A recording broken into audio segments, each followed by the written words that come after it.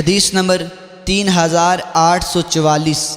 حضرت عمر فرماتے ہیں کہ حضرت مجاہد نے حضرت طاؤس سے کہا، ہمارے ساتھ حضرت رافع بن خدیج رضی اللہ تعالی عنہ کے بیٹے کے پاس چلیں اور ان سے وہ حدیث سنیں جو انہوں نے اپنے باپ کے واسطے سے رسول اکرم صلی اللہ علیہ وسلم سے روایت کی ہے۔ طاؤس نے مجاہد کو جھڑکا اور کہا، اللہ کی قسم، اگر مجھے علم ہوتا کہ رسول اکرم صلی اللہ علیہ وسلم نے اس عمل مزارعات سے منع کیا ہے تو میں یہ عمل نہ کرتا، لیکن مجھ سے اس شخص نے بیان کیا ہے جو اس بات کو ان لوگوں سے زیادہ جانتا ہے۔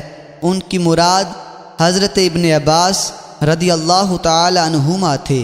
انہوں نے فرمایا کہ رسول اکرم صلی اللہ علیہ وسلم نے فرمایا، اگر کوئی شخص اپنے بھائی کو زمین ہبہ کر دے تو یہ اس سے بہتر ہے وہ اس سے معین اجرت لے۔